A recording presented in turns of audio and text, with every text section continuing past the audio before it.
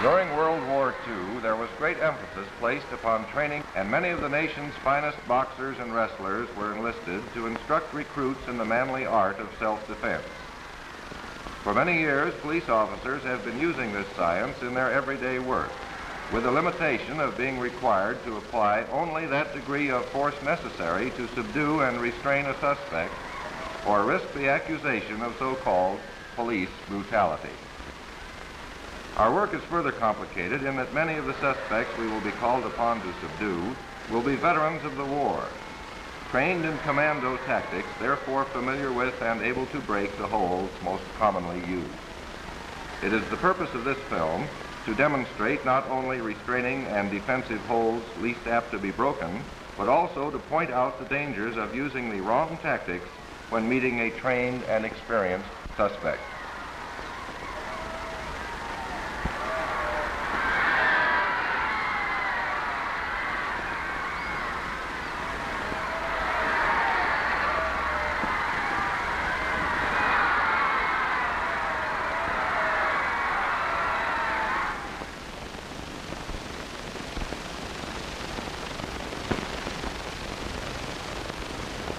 Certain parts of a man's anatomy are extremely vulnerable to attack. These include the larynx or Adam's apple, the elbow, groin, and the knee. This holds true regardless of the man's size or degree of physical development. Pressure properly applied at these weak points will offset any advantage of size or strength which may be present.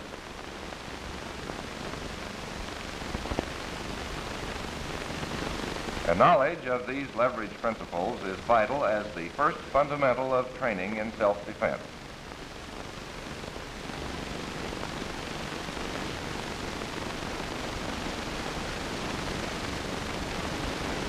Certain holds are easily broken because of the comparative weakness of the thumb in relation to the rest of the hand.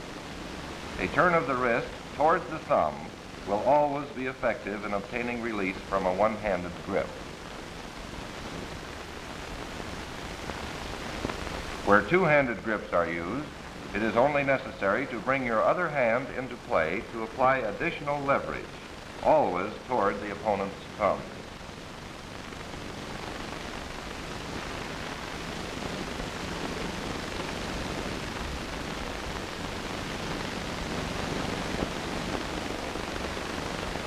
A throttle hold may be broken by an upward thrust of your arms held in the shape of a V or wedge. This may be followed through with a knee to the groin if necessary.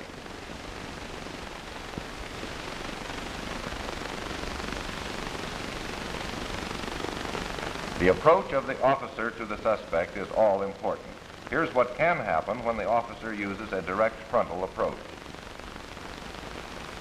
The suspect has the choice of several methods of causing the officer not only to look ridiculous, but also to incur serious bodily injury.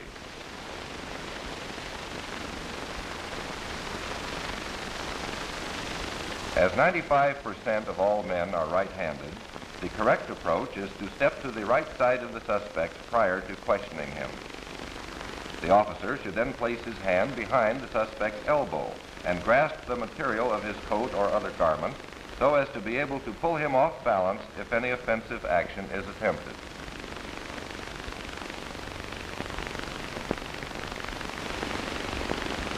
Of course, if he insists, raising your right knee will concentrate the full force of his attack where it will do the most good. If the suspect turns away or jerks his arm free, you are then behind him and in the proper position to apply a rear strangle come-along. If he anticipates your intention and turns to the right, grab his clothing with your right hand, leaving your left hand free to apply the hold. If the suspect seems cooperative, don't be carelessly caught off guard, as could happen here, by not watching his head and arms. In the proper method, the officer watches the suspect's arms for a tip-off of an offensive move. Then, if it comes, he is in a position to apply pressure behind the knees and throw his opponent to the ground.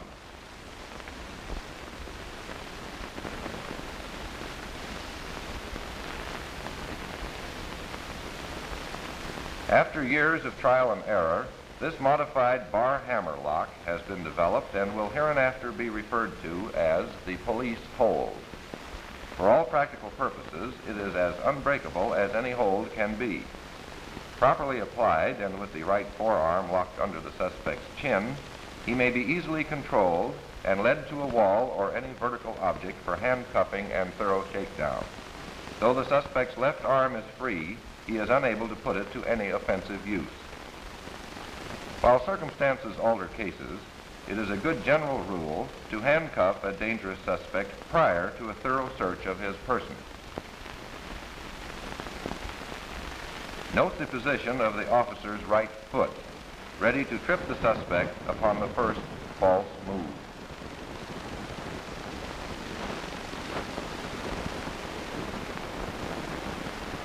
An alternate method is to drop the suspect to the ground, engaging the vulnerable bend of his elbow with the right knee.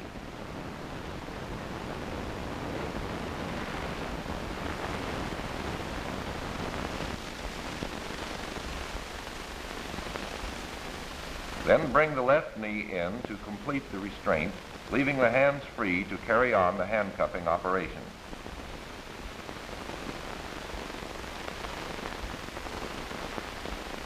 From the previously demonstrated rear strangle, the knee drop may be used to temporarily reduce the suspect's fighting ability to a minimum. As the officer follows through, he drops his right knee onto the suspect's lower ribs. Depending upon the force and rapidity of the fall, the suspect will be incapacitated for an indefinite period. From the rear of the suspect, you can easily drop him with a kick behind his knee. Continuing pressure on this vulnerable spot will increase his cooperation in the handcuffing operation by about 100%.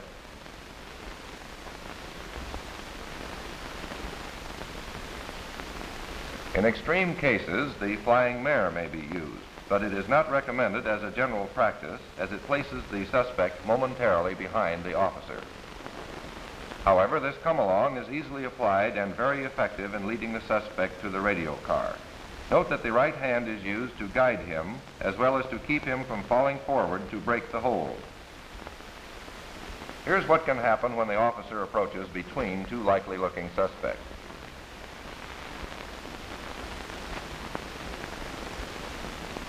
When an officer stops two persons for questioning, it is vital that he stay on the extreme right and keep the one man between him and the second suspect at all times.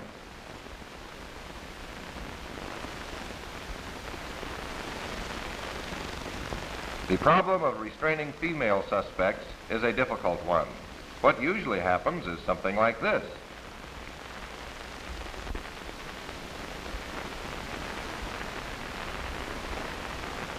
Control of her elbows is highly important. With those locked behind her back, she has no choice but to submit, if not gracefully.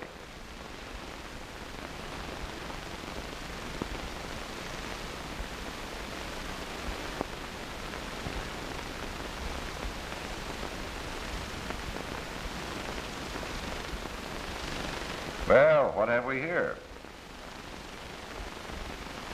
He seems cooperative enough, but the little lady has other plans.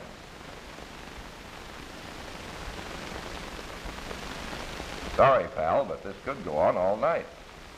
Who was it said that women were the weaker sex? This hold leaves the officer's right hand free to ward off bites and scratches.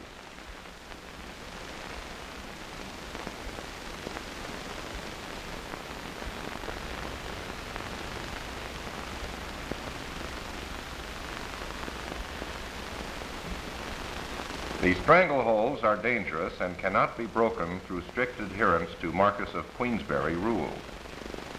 The officer is justified in using these tactics where the suspect is the aggressor and has the advantage of a surprise attack.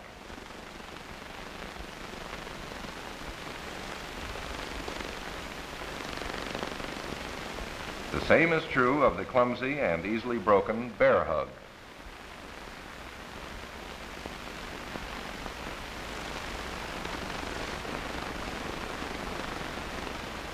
If the officer's arms are pinioned, he may use his knuckles to good advantage in breaking the hold.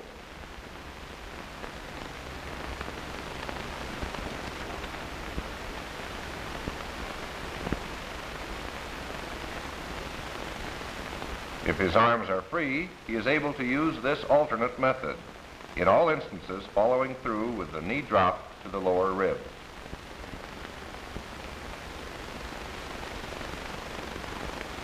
Two methods of defense against swinging fists are shown and are equally effective.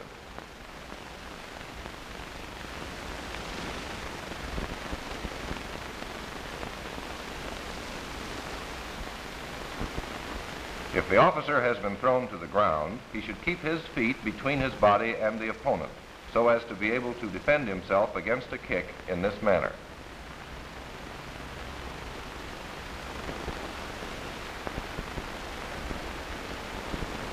If the suspect is on his back and kicking, the officer should concentrate on grabbing one foot while keeping out of the way of the other.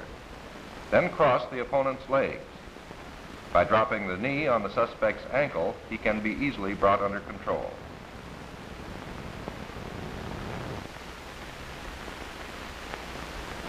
If necessary to actually wrestle with the suspect, always lie with your body across his shoulders and at a 90-degree angle. Your weight plus the leverage of your body will prevent the suspect from turning under you, and your high position deprives him of the full use of his arms, allowing you to apply an arm-breaking hold. If the officer is on the bottom, his first move should be to get both hands free and together for additional leverage and twisting away from the hold.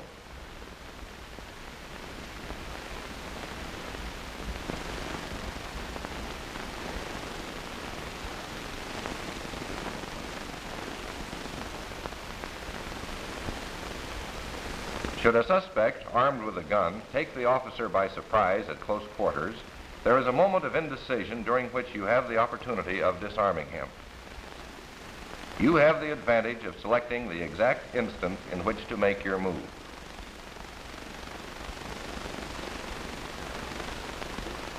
Speed and agility are of the utmost importance, and the body must be pivoted out of the possible line of fire as your arm sweeps the gun to one side.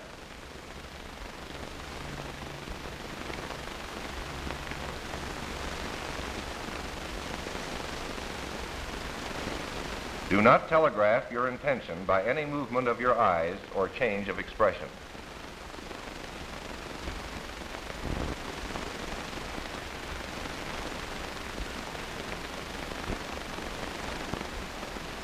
If approached from the rear, first determine in which hand the suspect holds the firearm. When you make your move, work fast and with all the strength you can muster. To master this technique takes lots of practice, but it may save your life. In disarming a man with a shotgun or rifle, the length of the weapon is to your advantage from a leverage standpoint. A quick reverse twist, followed by a step through and a full turn, will throw the suspect.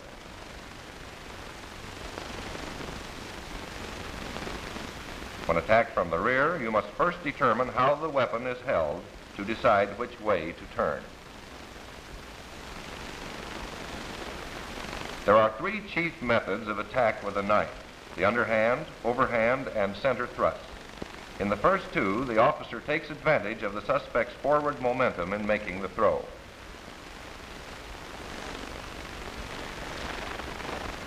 The center thrust is most dangerous, and this defense has been developed for it. This method provides the greatest area of possible contact with the suspect's attacking arm. The follow-through should be one continuous motion, rapidly executed.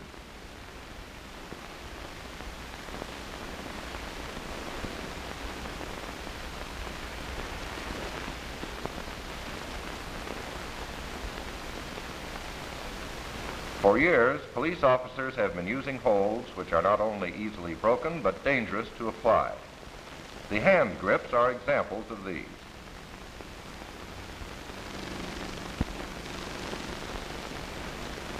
A smart opponent knows that his free hand may be used to break any hold of this type.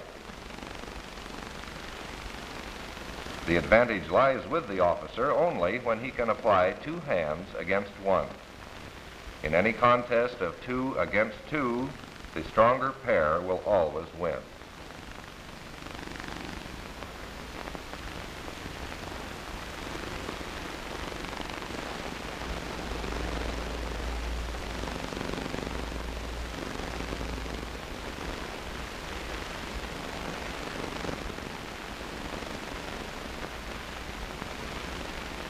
The straight arm and the wrist come-alongs are easily broken, and great is the fall of the officer who relies too confidently on such restraining methods.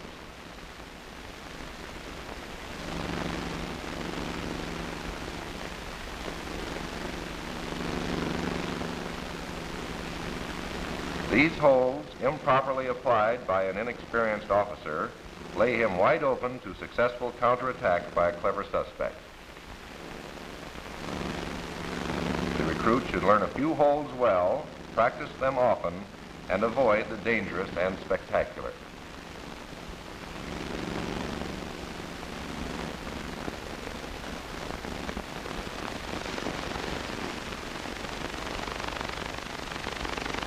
The rear strangle is only effective when the suspect is held off balance with the free hand.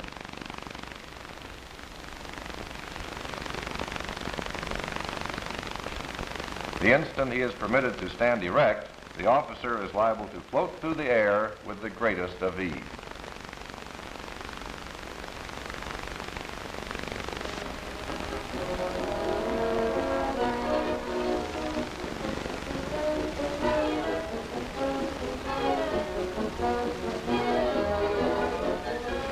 Here, a class of recruit officers learns the various holds and restraining methods outlined in this film.